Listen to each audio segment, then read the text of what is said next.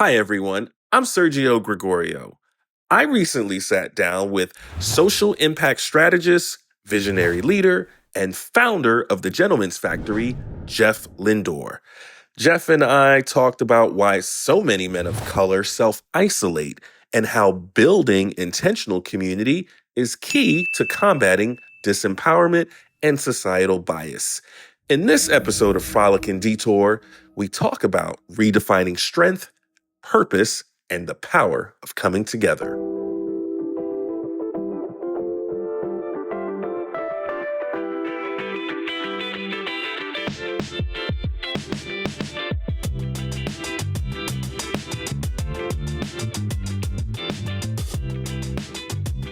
Been something that I've been looking forward to for a long time.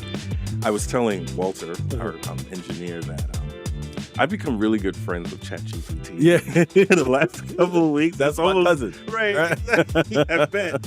And it's like it's almost an addiction. So I asked ChatGPT about the awards and the honors that you had.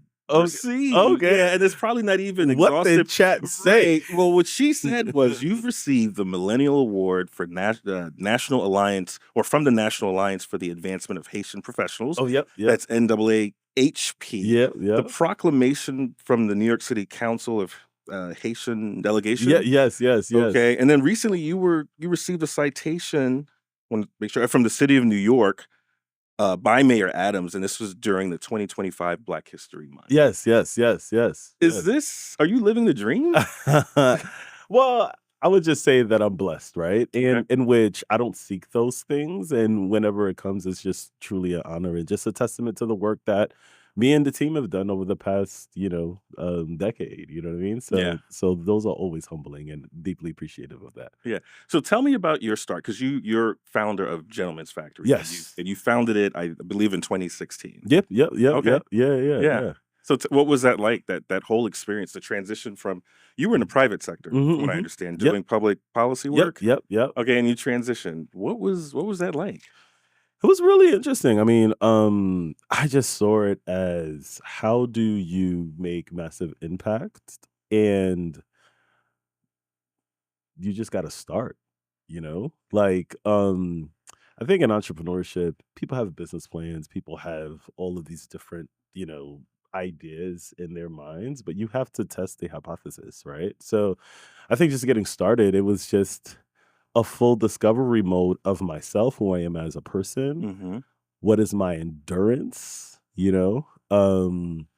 Also, what's my why? What's my North Star? Mm-hmm. And, as I look 9 years plus later, I'm seeing all of the different waves that I've been through entrepreneurship. One, like there was the pre-COVID, right? Where, like these co-working social club spaces were booming. They had WeWork, they had a women's social club called The Wing, which they raised tons of money. They've had like so many of these spaces. Right. And then, so that's pre-COVID, where venture was being poured into it, and WeWork was about to go public and all of that stuff. And all of these other models were looking at that to see how could they duplicate what like the WeWorks of the world will look like. So then now there was COVID, right? So physical space models had to shift, so we've survived that and actually, grew from there. We had a digital platform and we were figuring things out from there. And I would say now, in this era, we're in an anti-DEI movement, right? So say. yeah, right? Right. So which one I would say four, right? So there was pre-COVID, there was COVID, there was the George Floyd, the Black Lives Matter movement, Yes. and now there's the anti-DEI movement. So we were able to weather all of those storms and, along with some of the prosperities from that. So, like I would say that entrepreneurship, this journey has absolutely been a roller coaster ride, but it's been a painful massage. Yeah, a painful massage. So what was your why initially, and has that changed over time? The why was always really, how do you bring men together? And I wouldn't say that it changed, but it just got strengthened, right? So I worked in public policy, which I'd study trends, and I study like Black communities, Black neighborhoods, cities, urban planning, etc. And then what I would say though is that really got enhanced as I just discovered more about the Black male experience, you know, from your Gen Zs, right, to your baby boomers, to your millennials, to your, you know, generation alphas, right? You know, so just really like understanding what all groups go through. That, and even most recently, I think like a couple of weeks ago, New York Times wrote a piece about the current state of Black males in HBCUs, Okay. right? So Howard University, you know, has an enrollment rate of Black men at 19%, Right. right? You know, Wow. Yeah. which if you know, Howard is the creme de la creme Sure. of HBCUs, you know. My alma mater. Oh, okay, right. Ain't you? Okay, got you, right. Right. And now if you look at just Howard, right, at 19%, and then Morehouse, in that article, I think the one of the senior members of the Morehouse administration said that they're looking to potentially pivot their recruitment strategies to, you know, pivoting to marketing to Black men overseas, right? In Canada, maybe in the UK, in a continent, right? Okay. So that just shows you, and there's a number of, and we can unpack that for hours as to what the current state of affairs is.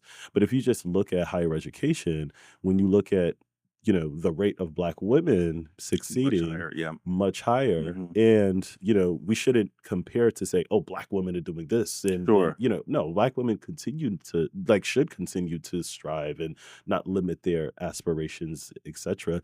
But we also really have to look at the state of Black men. So going back to your question, I think it's more so of like, you know, these past 9 years really strengthening the need for spaces like Gentleman's Factory. Okay, so how does okay, and to be clear, so Gentleman's Factory is an organization that brings together primarily, well, men of color, right? For mentorship, for career networking, for how would you describe Gentleman's Factory? Yeah, right. So I see it as a platform that is there to help you be the best version of yourself. Like Okay. this morning, you know, we had a virtual workshop with Goldman Sachs 10,000 small businesses, right? Oh, Where wow. then, you know, the business owners, you know, at Gentleman's Factory were speaking to the leaders at Goldman Sachs about how to scale their business, right? Okay. In which there's an amazing program, Goldman Sachs, the 10,000 Small Business Program, which is, you know, weeks long. But this morning we had a sample of what that curriculum looks like, right? And it was about 3 hours. So that's just one example of, oh, like a curated experience where you're speaking with industry leaders about scaling businesses. That's one. But last Friday we had a cigar night, right? You know, where it was a Friday night where members were just unwinding and just sharing conversations. And like at that event, there was a huge conversation about LeBron or Jordan, right? You know, so like it's those things where, you know, we can talk about serious things about like, you know, the debt ceiling and, you know, what's going on in the federal government, et cetera, and all of those things. And then it's also a space where you could just chill and just have a conversation about, you know, like what does the fashion trends look like, right? So I think that it, you know, it is a factory where, you know, you can really just be your true authentic self. Right. I saw something online where you described the Gentleman's Factory as a living organism. It's something that continues to grow and develop. When you look at your organization, how do you think when we're talking about, for example, less Black men going to college, HBCUs, and I think colleges across the board. And I think it's men generally. Yeah, you know, totally. But first of all, how does an organization like yours influence or, you know, affect that? Or does it? I mean, what's your strategy there, if there is one? I think it's really raising the consciousness of Black men, right? While also bringing them together. So we're solving the isolation crisis among Black men. If you think about it, right? So historically, many of us grew up in communities that, you know, in urban communities, right? And that's by design if you look at public policy. But if you think about it, as I have a 14-year-old son, and if he's walking down the street with his basketball team, and they're all big. My son is 14, he's 6 feet, you know, he's a big, heavy set kid, right? Okay. And like so is his basketball team. Right. But if he's walking down the block, with his team, society will look at these young men as a threat. What are they Sure. doing? You know, like, why are they together? Are they a threat? Like, wait, what's going on here? Mm-hmm. Right. So they get that look from their own community. Mm-hmm. They also get that look from law enforcement. Mm-hmm. They also get that look from folks who don't look like them. Right. Mm-hmm. So it's safer for them to not be together. It's safer for them to be isolated. Whereas if you look at Yeah. other, you know, other demographics, if Mhm. you take that same scenario, there's like 10 of them or 14 of them walking down, it's automatic. Oh, that's a basketball team. Or, Yes. oh, hey, like what Right. sports do you What are play? you doing? Yeah, What what sort are of you doing? production you got going on, Yeah. right? And even Yeah. if my son's team has like the jerseys on, Yeah. it's still okay. Wait, Like, what is this about? yeah, what What is are you this guys up about, to? right? Yeah. So then, if you're experiencing that as teenagers, then as you go along in life, you're automatically going to assume it's safer and more beneficial for me to be in pairs of ones or twos or max 3 as opposed to 10, 15, 12. Yeah, no, that's fascinating because I mean, I knew that. I mean, I think, growing up, I spent a lot of time alone Mhm. and isolated, but in a good way. I had friends or whatever, but Mhm. I'm kind of introverted. I know it's hard for Mhm. people to believe. So I did a lot of things alone.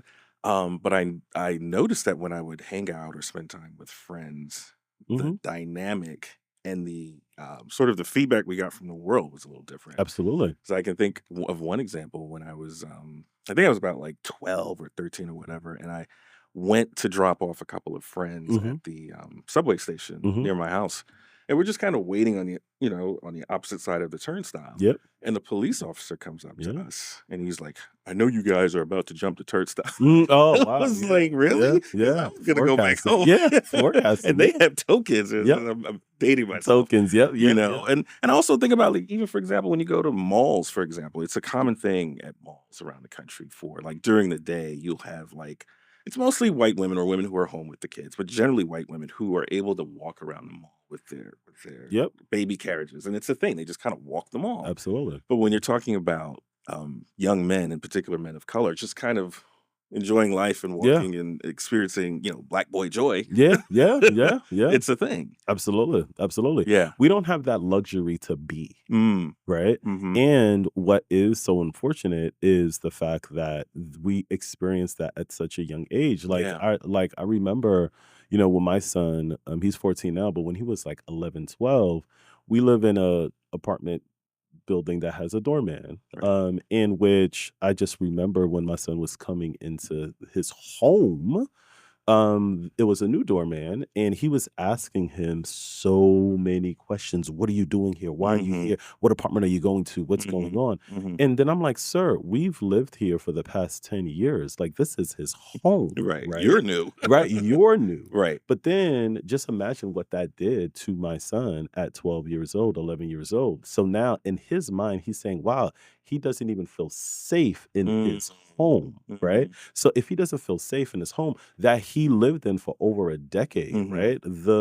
The whole community, it's a co-op, so everyone knows him, right? Mhm. Mhm. And then now as he reaches puberty, Mhm. he's now being treated differently Mhm. or he's being perceived differently. Mhm. And now can you imagine how he's internalizing that, Yeah. right? Because I'm sure that he gets that everywhere else that he goes, but he Mm. wasn't expecting that to he At home. at Yeah. home. Thankfully, I was there to really help to debunk the situation. But Mhm. imagine if I wasn't there, and Mhm. imagine if he didn't tell me that Mhm. situation, or Mhm. So then, can you imagine again what that does to Right. someone consciously, or maybe even subconsciously? Yeah. So then, that trickles into adulthood and Yeah. all of these things, Yeah. right? So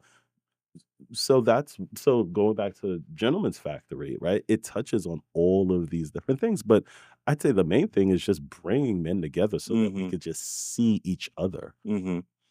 Yeah, and you talked about that doorman story. I Yeah. think it would have Yeah, been one yeah, of your yeah. podcasts, and in that episode, you mentioned that I mean, the way you took care of it is you spoke to the doorman, Yeah, and if yeah, I'm yeah, yeah, remembering yes, correctly, yeah. the doorman was a man of color, Yeah, correct? of What course. was that conversation like, and how do you take a moment like that so that you can both educate the person, the perpetrator, if For you will, sure. and then bond with your son and kind of get him ready for the next moment. Yeah. Yeah. I For mean, sure. yeah, right. Right. So the doorman was a brother. And Mhm. then I had to tell the brother, like it was brother to brother talk. I was like, hey man, like, would you have want that to occur to your child? Mm. Right? You know, how do you view us? And then how do you view yourself? Mhm. So think about it, right? So if now, let's just say, and I didn't know the doorman, he was there for that day, and then, you know, Mm. like I probably never seen him again.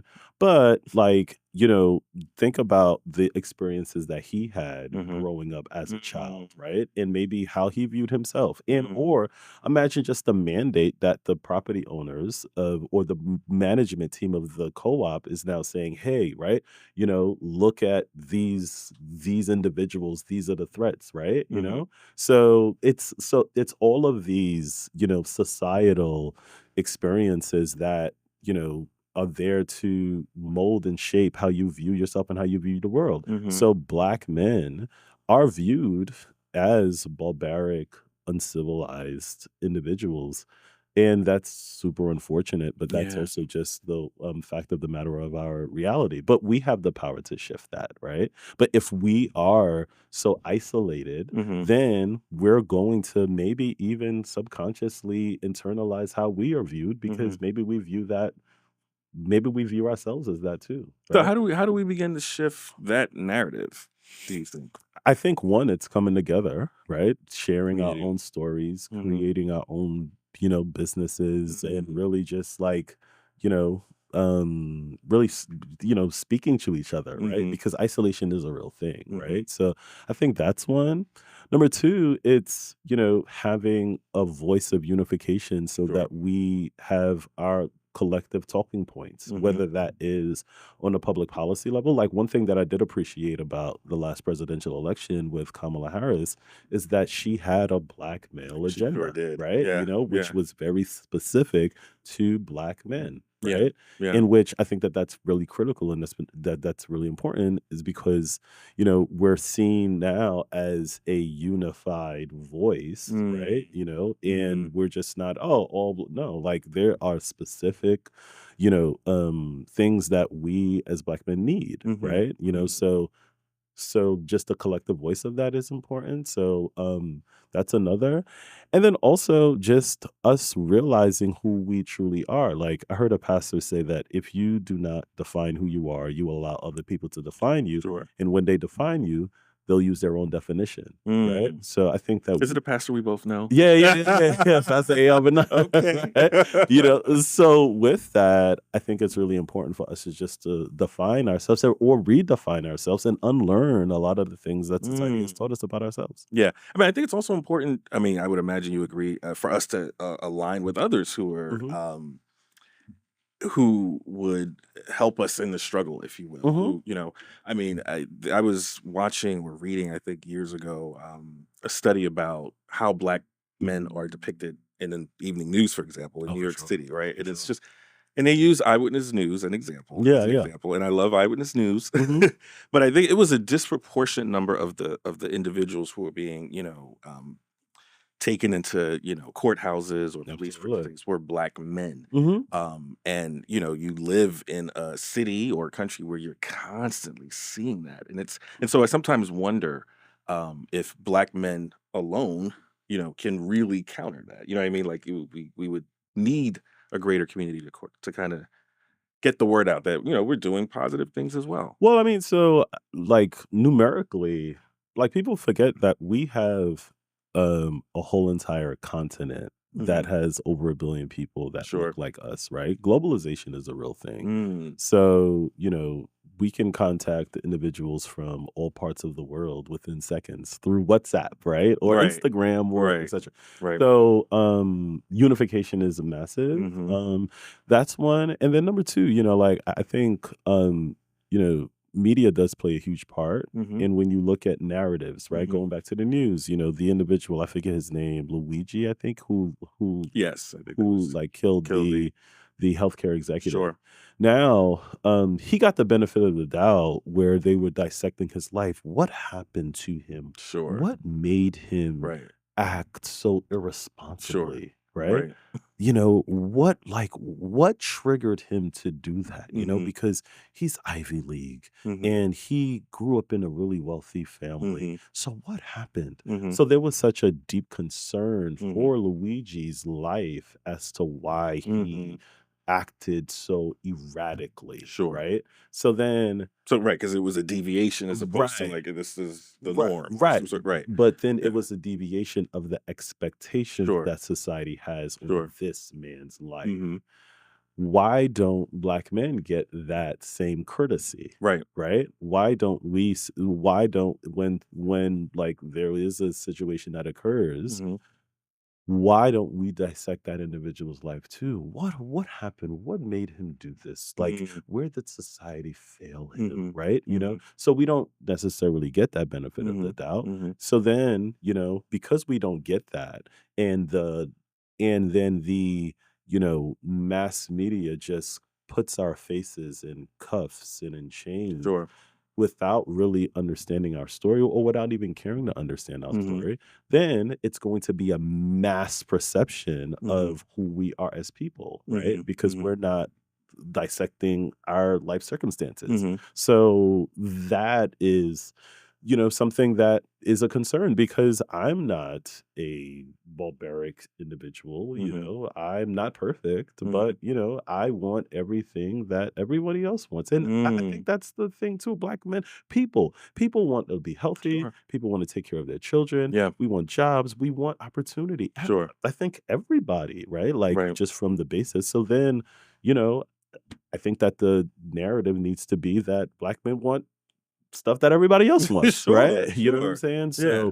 So it's those things that we need to do to just help shape and shift the narrative. Yeah, and I think I would. And speaking of that, when I think about like shows from the '90s and '80s, and you think about black male characters, if we go to the '70s or '60s, that's a whole nother Yeah. thing. But you think about like Carlton Banks Yeah. versus the Will, Yeah. you know what I mean? Yeah. Or what's the other show? Family Matters. So there was Yeah. Urkel Yeah. versus Eddie. Yeah. Right, Yeah. and then there was the smart guy, which was there was a show called The Oh Smart yeah, Guy with the the young smart guy black with I forget. like Tia and Tamara's Yes, little and I don't brother. know if that it lasted, but Yeah. the point is that if you were smart at all, you Yeah. had to be nerdy, and you were such an exception, Yeah. right? Like you're walking Yeah. around with a V-neck sweater, and you're weird, and you know what I mean. Yeah. And if you're not that, then you're the other extreme. So Mhm. it's just kind of very like one dimensional. Absolutely. Yeah. Absolutely, which is unfortunate, but then there was a movie in the '90s Mhm. that I loved so much because that movie was so critical in helping to, like, shape perception of Black professionals was Boomerang, right? Okay, I don't remember Boomerang. Oh, I man, remember like the cover of the video. Yeah. No, Right? Boomerang. It's So 90s or it's a video. yeah, Okay, right. okay. So like Boomerang was with Eddie Right. Murphy, Robin with Givens, was she in that? Robin Okay, okay. Gibbons, Halle Berry. Oh, Right. she's so beautiful, Halle Berry. Whereas like they were marketing executives. Okay. And they, just were marketing executives, Yeah. right? Like it was just not even them, like promoting their job. Look at who I am. Yeah. But they just were marketing executives. Sure. Right. So it was the subtle flex where they were making decisions, where they also, and I remember Eddie Murphy was in Jay Leno's show, and there was a review of the movie, and Jay Leno said, "Oh, like I think it was like the LA Times, like stated, like they gave a negative review." Mhm. And then Eddie Murphy's pushback was, "Oh, like their review was like, oh, why aren't," and don't quote me on this, but it was essentially like, where are the white people in this movie, right? Interesting. In which there were white people in the Okay. movie, but none of the Black people had to answer to the white person. Mm. So then in that time, it was like, wait, how could this movie be if they don't have a white superior? Right? Oh, that's You know? interesting. Oh, by answer. Okay, you mean By in that like, sense. yeah, right? Okay. Because they were all white. I mean, because they were all Black executives, Yeah. and then they were making decisions, and they were greenlighting That's commercials, fascinating. etc. But Yeah. then they didn't have a white person in the room saying, "Hey, I'm approving this or I'm approving that," right? Yeah. So then that's where Eddie Murphy then goes on Jay Leno and saying, "Hey, like there were white people in the movie, right? We don't live in a world where white people don't exist, Right. but they're just not the superior entity or person in this particular sector, right? Right. Which was important because when that movie came out, I was maybe like 9, 10 years old, and then I saw myself in Eddie Murphy, right? Maybe not just the Were you a like comedian? no. I mean, like, Class clown. well, I mean, Eddie Murphy had the ladies, right? Right. You know Okay. what I'm Okay. saying? Okay. So I saw myself in Eddie Murphy because, like, at the end of the movie, he had Halle Berry, Right. right? So Right. I wanted to be Eddie Murphy. Right. But then I also wanted to be Eddie Murphy just from him being an executive, right? Because I saw power, I saw strength without him being an entertainer. Like, he was a marketing executive, right? So it's those things that was important to me growing up. And then I do see that, in today, like, there is a lot more Black, stories being told with like Ryan Coogler and Sinners, Yeah. right? And Which like, I haven't seen yet. oh, you got to see it. Yeah. Like, it's Really amazing, good. right? Yeah, for sure. Yeah. But it's like, it's storytelling, which is shaping, how we view ourselves because we see ourselves through our lens because we're telling our own stories. Yeah. So tell me about, you mentioned being 9 years old. I know you grew up in Coney Island. Is that right? Okay. Yes, I've done my research. Yeah. Yeah. Tell me about the experiences you had as a young person and how that informed who you are today, and in particular, you founding the Gentleman's Factory. Yeah, so I was born in Haiti and I grew up in Coney Island, Okay. Brooklyn. Now, I lived in a housing development, right? We were I was a part of the working Yeah, poor, right? sure. My father was a cab driver and my mother was in the health field, right? So she started out as like a health aide and a CNA and a LPN, and she, did relatively well as she grew in her career. But, like, we started out rough.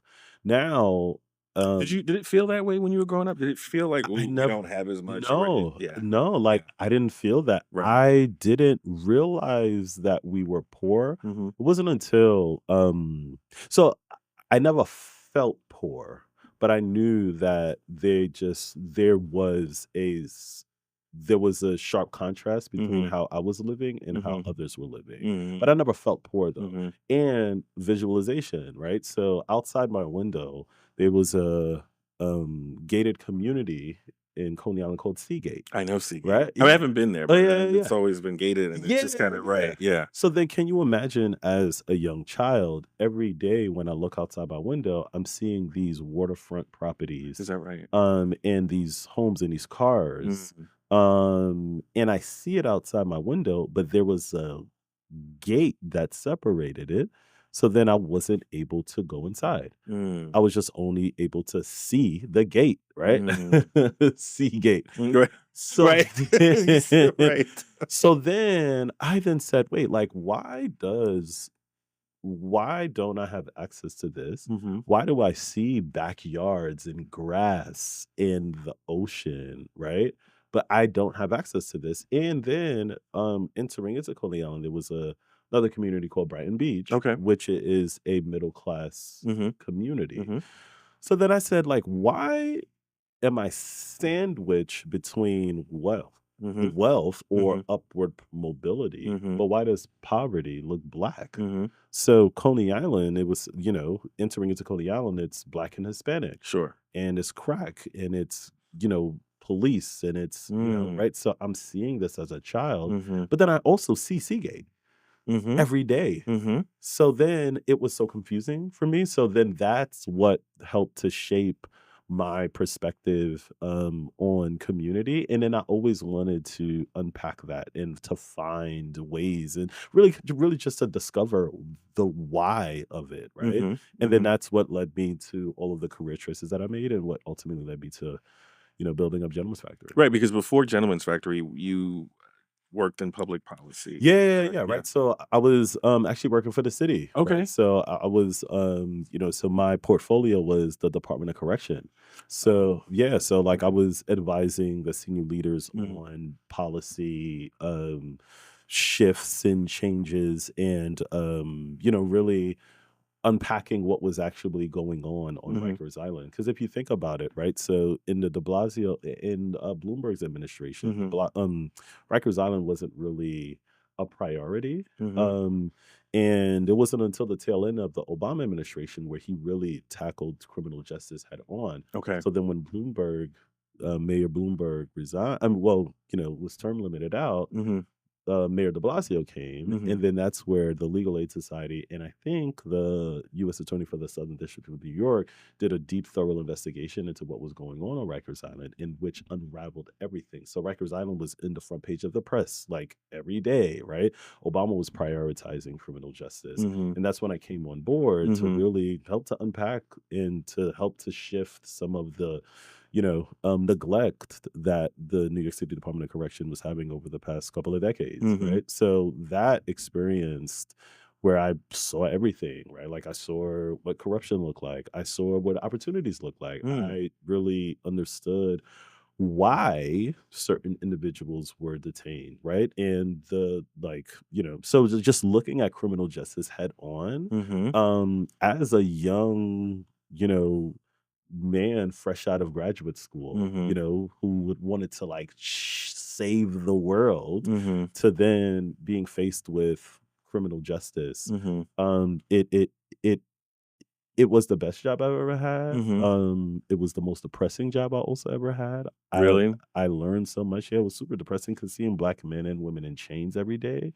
Because you were And actually on site. yeah, yeah, Oh yeah. wow. Yeah, Okay. yeah. So Okay. like I had an unlimited pass to Rikers Wow. Island. So I didn't even need a escort by any of the correction officers. Right? Okay. Like I was a part of the executive team. Right. So seeing that, So what did you see exactly? I saw a lot. I mean, like I saw the work of correctional officers that like I commend anytime that I see a correctional officer, I salute them because they are the boldest, right? Mhm. That's their logo, that's their, a model. Mm-hmm. And seeing what they have to endure every single day, and they don't have access to their cell phones, right? Like they're not with their families, right? Like so they're also doing time with the detainee population, right? Mm-hmm. I see that. I also see some lost potential, right? When I'm looking at young people asking, why are they there, right? Like, why are you detained, Mhm. right? Why did you make such wrong decisions? And you would right? literally have access to the Yeah. detainees, and you would have these Of conversations. course. I mean, Yeah. like, so I'm seeing this every single day, but then I'm also seeing, like, why are they there, right? Is it a Right. targeting Sure. of that specific Okay. demographic, Yeah. right? Because if the detainee population is like 90% at the time, about like 85 to 90% Mhm. Black or Hispanic, Mhm. in New York City, but Black and Hispanics don't make up the majority population of New York City, Mhm. of New Yorkers. Okay. So then the question is, why are they there? Sure. And if you look at some of the infractions that they have, Mhm. do other segments of the population do the same thing? Mhm. So why is it that they are incarcerated due to marijuana? And this was this was like 15. Oh, is this like the stop and frisk era, or is this Stop and right frisk after? era? Okay. Yeah, I mean, Okay. so like it Right. was a combination of that, like the broken windows policy, Mhm. etc. So all of these things I'm seeing, right? And shout out to Mayor de Blasio because he did end stop and frisk. Okay. But still, right? Like there was just so many things unraveling in like front of my eyes, right? Like, bail, and they did bail reform. So there was a number of things that I've seen there, and there was improvements. Again, like this was like 12, 15 years ago, right? So but like just me fresh out of graduate school, being a young man, seeing this, and then also having opportunities for policy shifts or suggestions or advising, City Hall or, the senior leadership at the Department of Corrections on ways to improve the system. Yeah, I remember that period. I mean, I wasn't living in New York. I haven't lived in New York Mhm. for a long time, but I'm here all the time. And in particular, the stop and frisk era. I remember being in a park. I think it was like Van Cortlandt Park in the Bronx. I was just with family and friends of family and whatever. And it was me and like, I don't know, 10 other Black men. Just kind of, we were just talking. And Yep. it was a mix. It was some who hadn't gone to school, a couple of social workers, paralegal or whatever. And I asked, I was like, how many of you have been stopped and frisked? Everyone. Of course. Everyone. Absolutely. It's like, Absolutely. you've got to be kidding Yeah, me. yeah, yeah. Yeah. Absolutely. Yeah. Absolutely. Yeah, I mean, think about it. I mean, like, so I went to school by Union Square, and can you imagine the drugs that are being like circulated in that, Sure. community? Sure.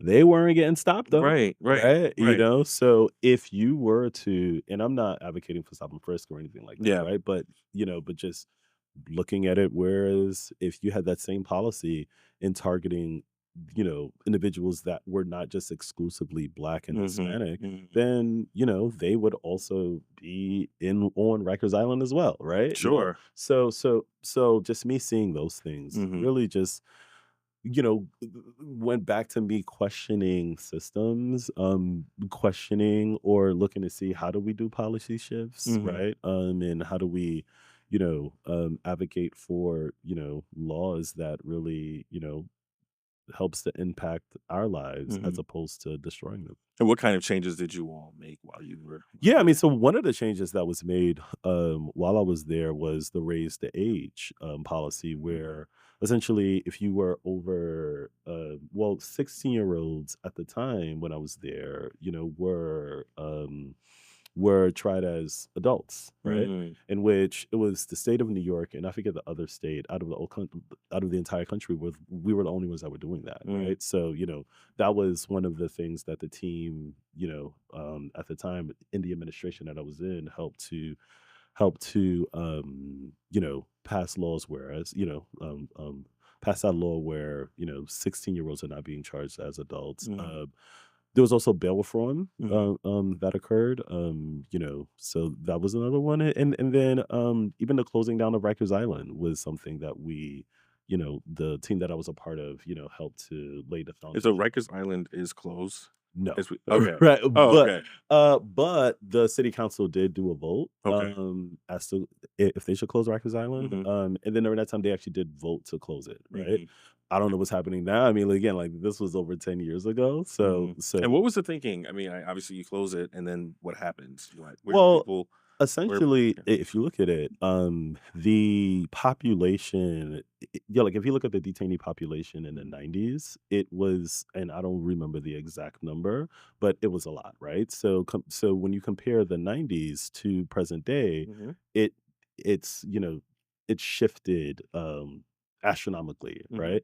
So then now, like, what's the justification for locking people up on Rikers Island? Right. Why don't you do borough facilities? People are saying, oh, borough facilities. Oh, no, like, we don't want jails in In our our neighborhood. communities. Technically, jails are already in the neighborhood, Sure. right? And what the argument is like, hey, put the jails closer to the Mhm. close to the courts, Okay. where every jail within New York City is Mhm. close to the courts. Mhm. So then it's like, oh, like, so for example, downtown Brooklyn, Durham Hill, Mhm. there is a massive jail there, right? Oh, okay. That is also a part of, the one of the most wealthiest neighborhoods in Brooklyn, Mhm. downtown Brooklyn, Mhm. in which that jail has always been there, Mhm. right? So why don't we just continue to have that jail there so that the population of detainees would have direct access to the courts, right? Mhm. Because it's literally like, you know, less than a mile away, and like 0.2 miles away, Mhm. right? So like that was the thinking. But like they've like done so much work since then, and then I Mhm. haven't really been fully in touch with what's been 'Cause you've happening been on the busy present with day. the Yeah, right. So like Yeah. this was the thinking over a decade ago. So, Mhm. and I'm sure that they made improvements, or they've hired more people to really look deeper into it. But Mhm. what the thinking was that, hey, you know what, criminal justice is something that really needs to be touched upon, Mhm. looked at, because there's just such a massive disproportionate amount of Black men Mhm. in the system. Mhm. And when you look at why they're there, then many of them don't really need to be there. Mhm. I wanna go back and talk a little bit more about the period of transition when you left, the private industry and you went Hmm. to the gentleman's factory, Yeah. because there are a lot of people who are watching Yeah. and listen to this show who are in the process of self-evolution, Mhm. discovery, they're, in transition. I'm wondering what sort of lessons you took from that period in your life, and I know there are a lot of them Oh as you man. smile, Yeah. but, just talk about a couple of them and how you worked through that period. Yeah, like, I think that people go into entrepreneurship thinking one way, Mhm. but then as you go through it, you realize that every single day you have to turn nothing into something. Mm. Every single day, Mhm. right? And every day, everyone is just figuring things out, right? Now, as a Black founder, what I did discover was that yes, everyone is figuring things out. But unfortunately, given the lack of access to resources that many Black founders have, when we make a mistake, our mistakes are written in pen, Mm. whereas other folks in other demographics makes mistakes and errors, as everyone does. Mm-hmm.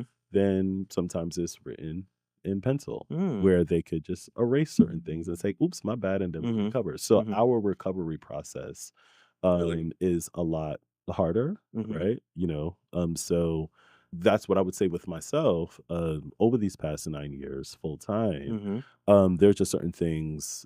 Thankfully, like we're still in business and we're still doing okay, and Mm-hmm. we're looking to scale. Mm-hmm. But like I definitely have to write a tell-all book one of these days. Yeah, because I can sense you're holding back a little bit here. Because I on one of your YouTubes, it Yeah, probably was the podcast, and you yeah. talked about the first 5 years being the Oh, most difficult, oh, and I think yeah. that's the case for most Yeah, businesses, right? absolutely, absolutely, Yeah, absolutely. yeah, What you doing, right. right? You didn't say that then. I know, I know, I As know, I know, I investors, know. we know what we're doing. Yeah, nah, we don't know what we're doing. Right, I mean, right. like, we're figuring things out. Like, Mm, we're seeing what works, we're seeing what doesn't work. We're mm, also like looking to just like figure things out, right? mm-hmm, Like, it is a challenge, and then it's also a challenge, like balancing, like family and mm-hmm, life, mm-hmm, right? mm-hmm, And relationships mm-hmm. and marriage Sure. and children and all of those things, right? Mm-hmm, In which there are a lot of books, there's a lot of best practices, and there's communities where you can talk to people about mm-hmm. it. But at the same time, it's like you kind of still have to go through it, right? Yeah. So yeah, I mean, like I've been going through it, in which you've read some of the awards that we Sure. got in and all of that Sure. stuff, and but like there were some dark times too, Mm-hmm. for sure. Yeah, because success is a process, Oh, for right? It sure, for doesn't happen sure. overnight. And I think you alluded to this as well. And one of the Yeah, podcasts is yeah, that, yeah, you can't just contact someone and they pull you out of nowhere and you got to sort of learn yeah. the lessons, Absolutely. right? Absolutely. Yeah. Absolutely. Yeah. So, like I'm constantly figuring things out every single day. Is that right? Yeah. Okay. And so where does Gentleman's Factory stand today? Mhm. What's the vision for the factory? Yeah, yeah. No, Yeah. good question. Mm-hmm. So, I was always looking at how do I scale this? Mm-hmm. And that was always a very hard question. Mainly because as I was alluding to the different like stages, right? There was the pre-COVID stages where we hit the front page of the New York Times in Mm-hmm. 2019, and that's where the world opened up and we became like this national platform that people were reaching out to ask about what's going on with Black men, right? Mm-hmm. That we became like a thought leader in Mm-hmm. this space, Mm-hmm. right? And then we didn't raise venture capital Mm-hmm. during that time. I had meetings, people were interested, but then I just saw that like our model wasn't a venture model. Mm-hmm. Because venture, like they'll pour money in and then it's a rocket ship, and they want you to scale, scale, scale, scale, Is scale, that right? open up a whole bunch of Okay. different Gentleman's Factory Interesting. locations by Friday, right? Okay. But then there were like community groups or community businesses that took the venture Mhm. capital, and they're no longer in business today. A lot of them are no longer in business today, Sure. mainly because it's like when you can't fully transactionalize community, Mhm. because community is going to feel it. Like Sure. community is going to feel, oh, like, am I just a number? Am I just a? Mhm. So it has to be a really delicate balance, Mm. right? So with what we've done was we were really trying to see how do we scale intimacy, right?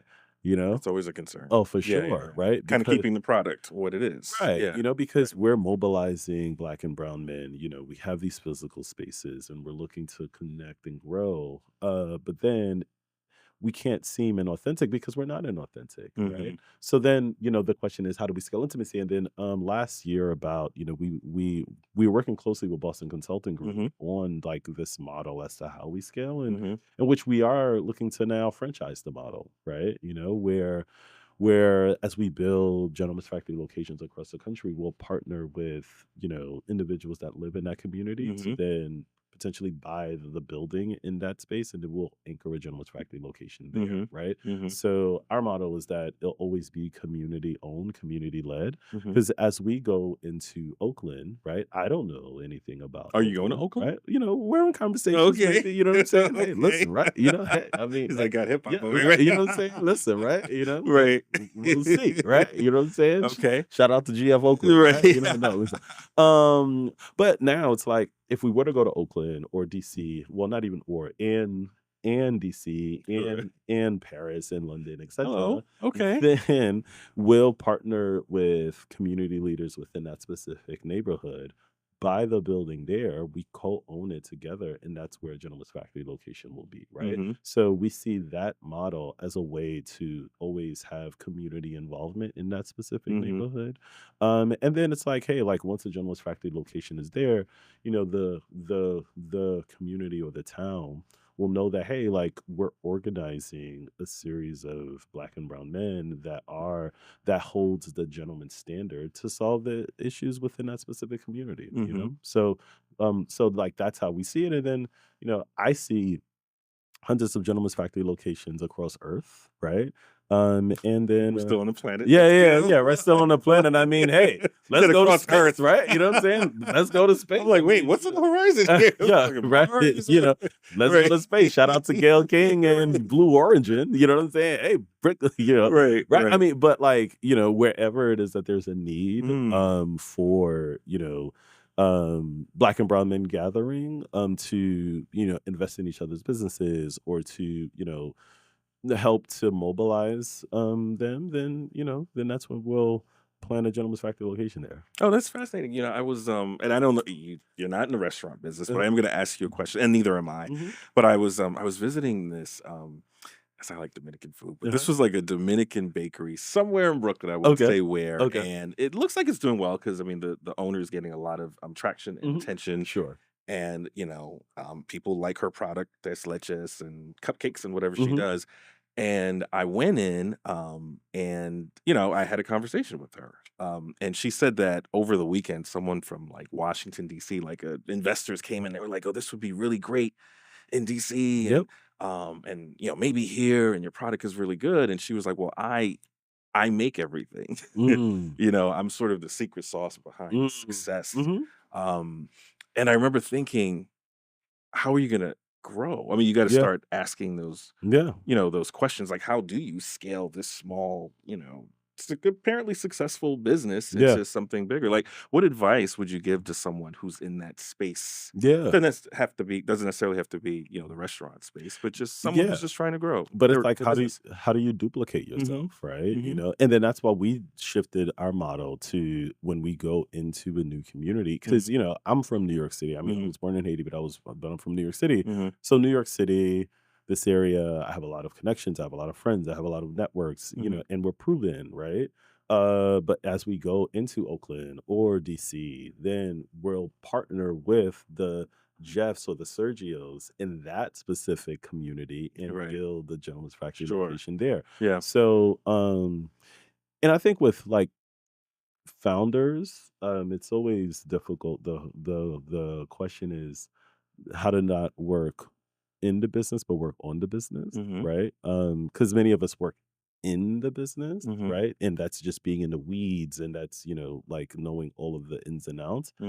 Which, you know, it is important to do because when you hire people, you still kind of want to know what they're doing. But, you know, you gotta kind of have to let go a little bit in order for it to scale, right? Because no one is gonna want to acquire the business if you're the secret sauce, right? You know, in which like you being a secret sauce of it is still good, but then there needs to be a time where, you know, like so going back to the restaurant business, right? So you have someone like Marcus Samuelson from Red Rooster, right? You know, so he is the visionary and he's a secret sauce. But I've been to Red Rooster. Well, I've been to some of his restaurants where he isn't necessarily there presently because he's only one person, right? So when I go to Newark, New Jersey, you know, there's a nice Marcus Samuelson restaurant eatery on Halsey Street, which I like, and you know, he has one next to next to the World Trade Center, Okay. like a restaurant there. And then shout out to Red Rooster Overtown in Miami, right? Like that's a There's one in Miami yeah, yeah, too? yeah, Jeez, yeah, okay, yeah, yeah, yeah. okay. That's a vibe. Like every time I'm in Miami, like that's Uh-huh. where I hang out. Friday nights there is crazy, Okay, right? okay. But that's just an example. And I don't know Marcus Samuelson well, Mhm, like I met him mhm, a couple of times, but I mhm, don't know, like that's not mhm, my man's, mhm. right? You know what I Right, mean? right. But just looking at from what I see from the outside, I'm like, oh wow, like he was able to duplicate himself, and I'm sure that he has a great team, and had to let go a little bit and trust Mhm. individuals and put best practices in place to Mm. ensure that the vision that he has is facilitated out into the world. Mhm. You know. What are some of the services or, sort of the things you do at the Gentleman's Factory now that you would definitely say have to be replicated if we're gonna be scaling this across the board? Yeah, yeah. Are there certain particular things that you definitely Absolutely. Well, Yeah. so now, so we started out on Flatbush in Empire. And then during COVID, we expanded to a facility in downtown Brooklyn, Mhm. right? Which was a massive space. And, we had so many different amenities. Yes. But then now, we shifted into Bed-Stuy. Mhm. And we're using that model as a Mhm. duplicative, expansion play, Mhm. primarily because that specific facility has barbering in Sure. there, right? So Mhm. there's a barbershop component to it. We're also finalizing our liquor license, so we'll have a liquor license soon in that space. We have a nice Okay. outdoor space, right? So it's a mixed use building. So Mm. we don't own the building that we're Mhm. currently in, but Mhm. we see that model as like when we purchase, buildings, across the country, across the world, Mhm. we'll use that specific model where Gentleman's Factory would be the tenant in the building, Mhm. whereas we'll also have either mixed, housing up there or Airbnb or, you know what I mean? Um, whereas like with our downtown Brooklyn location, it was Mhm. a big office space in Mhm. which our neighbor was a dentist, right? And Yeah, that yeah. was right next to us, in which we saw that like we didn't want to do the office model space anymore. We Mm. wanted to do the like more community Mhm. mixed use properties Mhm. space, and then that's how we see it scaling across Earth. And is that of course, see, going and is that because people aren't really, like, in offices as much? I mean, if you're in the federal government, of course you are, but Yeah, I yeah, yeah, mean, yeah. most people are moving away from that model. Was that part of the thinking? Yeah, right, because it just felt a little bit too corporate, Okay, and okay. then, we wanted to be more local and global, Mm. right, Mhm. so it's more so, and, like, it's a storefront where, And more like, intimate, a which is lot what you more talked about, intimate, yeah. for sure, for Right, sure, for right, sure, you know what I mean? So, yeah. yeah, right, so now and then that goes back to entrepreneurship where you have to, figure things out, right? Mhm, Like, test, what are lessons learned? What mhm, are best practices, right? mhm, What are your KPIs, right? Like, how does success look like? mhm, And then I heard a friend ask me, shout out to my good brother Jean-Pierre, his name is, right? And he asked me a question a couple of months ago that shifted my thinking. mm, And then he said, to me, he said, when you succeed, when Gentleman's Factory succeeds, how will the world look like? You know? mm, And I said, oh wow. And then that was a really deep question, mm. because I had to really, because if I'm saying that we're gonna have hundreds, if not thousands, of Gentleman's Factory, you know, of course, Earth, then how will the world look, I'm right? sorry, I don't mean it's 'cause I can't help but think you really are thinking about other Oh, planets. yeah. You just keep Listen, saying Earth, but listen, okay, I'm listen, like, right? "Alright." Yes. Yeah, that's So, but then the question is, how will the world look? Mhm, So I'm looking at it whereas, hey, like if now we were able to solve the problem of isolation, individual isolation, community isolation, and global isolation mm, among Black men across the planet, then there should be shifts in, you know, our health okay, disparities, right? sure. Like, the wealth gap should increase, right? Mhm, Well, so the wealth gap should decrease, sure. right? Because now, it's the restoration of Black families, right? Businesses, like case in point, like in the beginning of the year, we did a fundraiser for one of our members who was raising, raising capital for his business. And then like in a matter of minutes, like we raised hundreds of thousands of dollars, right? Did you say minutes? Yeah, Hello. right. So like, Okay.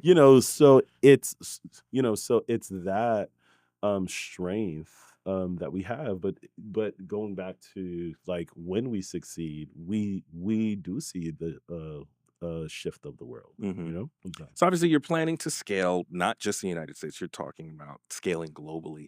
I'm wondering if there are other considerations with regard to making the Gentleman's Factory bigger or significant in other countries that you had to consider. I mean, because presumably, Black men in France, presumably, Mhm. and in, I don't know, other parts of Europe or in, other countries Mhm.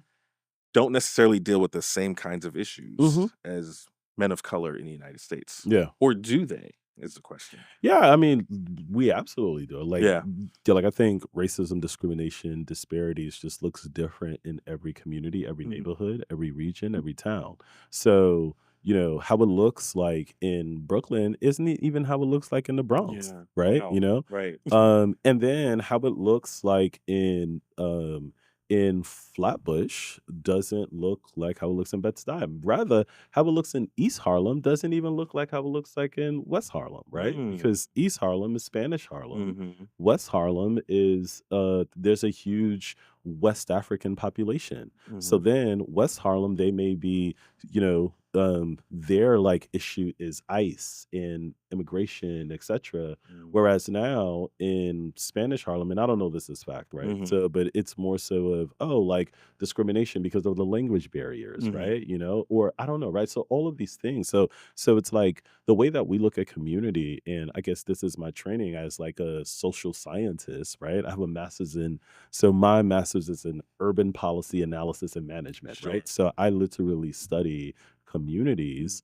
And we look at it as we go into a specific community, Mhm. we're not coming in saying, oh, like we know what your problem is. No, like we're building this out with you together, right? Like where are we when it comes Mhm. to health, right? Like what are the health disparities in your specific community, Mm. right? Are you getting your colonoscopy, right? Mm. Are you, do you have health insurance? Do you have life insurance, right? Like what is and then what we're creating is like the gentleman's standard, right? So all Sure. across the board. So we see it as like every man, black, white, indifferent, etc., needs health insurance, needs life insurance, needs to get the colon, right? Mhm. Like all of these things like we Yeah, need. because men in general, I Right. mean, we're more functional than not. So as long as we're working, Right, I right, mean, right. literally, like if our body parts are working, we're not necessarily gonna go to the Absolutely doctor, not, for right? sure. Yeah. So then now it's like there's just like the standard of best practices all across the board in every community that Mhm. everyone needs to have. Mhm. But then now let's specify it to that specific community, right? Mhm. And then to that specific individual. Like, what are your goals? What does the next 5 years look like for you? Mm. What does the next 10 years look like for Wow. you? Who do you need to be connected to, right? Mhm. Where are you financially? Mhm. What's your goals? What's your North Star? Mhm. So we approach it like that, where we Mhm. say, hey, like this is the standard where Mhm. every man we think should have like, Mm. these 5 touch points. Mhm. But then how does it look like in Oakland? How does it look like in Harlem? How does Mhm. it look like in DC Mhm. or in Atlanta, Mhm. etc.? Mhm. Right? Mhm. So now like we look at it not so as like, oh, we're gonna build like these cool fancy clubs where we smoke cigars all day and all Right. of that stuff, Right. right? You know what I mean? Like there is an element of that. Maybe not smoke cigars every single day, right? Because cardiovascular disease is a real Right, we don't thing, wanna do that, right? right? Not daily. Right? Right, right. But at the same time, it's like, yes, right. So there is an element of the social aspect to Yeah. it. But then literally again, going back to this morning, we had a webinar with Goldman Sachs 10,000 Small Right. Businesses, Right. where now you're speaking to the leaders of the Goldman Sachs 10,000 Small Businesses program, talking to you specifically about how to scale your business, Mhm. right? So like there is the general component to it, but then there's also the specifics as to, hey, this is where you need to go. And we do a gap analysis. Where are you now? Where are you trying to go? And how can we help you get there? Awesome. So when you die at 156 years old, Yes. what do you want your legacy to be? I think my personal legacy, like I would want it to be, and this is just me personally, that I want people to just know that, listen, like Jeff lived life, right? Meaning that he put everything um into the betterness is not even a word, but like of humanity, Sure. right? Yeah. That he fundamentally believed in what he was doing. Mm. So I'm not doing Gentleman's Factory because I don't have nothing else to do, right? You know what I'm saying? Like executive recruiters do reach out all the time. Thank you. Keep reaching out just for my ego, right? You know what I mean? To be like, oh, wait, like you wanted me to be the CEO of this or that? Right, What? right. Oh, snap. You know what I mean? So in my down moments, I know my market value. Right. You know what I'm saying? Right? So that's a huge ego boost, right? Shout out to the executive recruiters, right? You know, keep coming. Maybe I won't take it, right? No. But like I want people to know that, listen, like this man actually believed in what he was doing. That's one. And then number two, obviously, like, you know, I'm a Christian man, so you know, like I want to live a God like centered life, right? Like Pastor Bernard says, if you don't have an anchor for your soul, you don't have anyone to protect you from you when your humanity runs out, right? So that's like my anchor, right? And obviously my children and all, you know what I mean? So making sure that my family is good. But in reality, like I would want the legacy to be that I created a model, a sustainable model that others can use to help build their community. So I am uncovering and unpacking the business of community, social entrepreneurship. How do you build massive enterprises by solving the problems within your specific community while making it sustainable and duplicative, where you can put that same model in Africa and London and Paris and everywhere, right? So it's like, you know, that's what I would want it to be. And then maybe, you know, the Tatey would name an airport after me or something like that, right? You know what I'm saying? Right. So for people who want to learn more about the Gentleman's Factory, learn more about you, where can they find you on social media? Yeah, right. So my personal Instagram is Mr. Community NYC. So it's MR Community NYC. Gentleman's Factory. It's, you know, just Google Gentleman's Factory. It's Gentleman's Factory GF on Instagram. And go to our Gentleman's Factory website. We're easily accessible. Shout out to the team that I have. Like they're the ones who really run the day-to-day operations. And without them, there would be no me. Right. So shout out to them. And yeah, so reach out to us on all of the social platforms and reach out to me directly. I'm pretty good on Instagram. So just Give out your cell phone number. I'm sure. Hey, listen. Listen, okay. Right. Yeah, right. Nah. Yeah. We ain't. Jeff, thank you so much for coming. Sergio, thank you so much for having me. This was good. So, this was good, man. Thank you. And thank you for watching Frolic and Detour Podcast. We really appreciate your support. Please check us out at frolicanddetourpodcast.com and feel free to like, share, and subscribe to our podcast. And thanks for watching.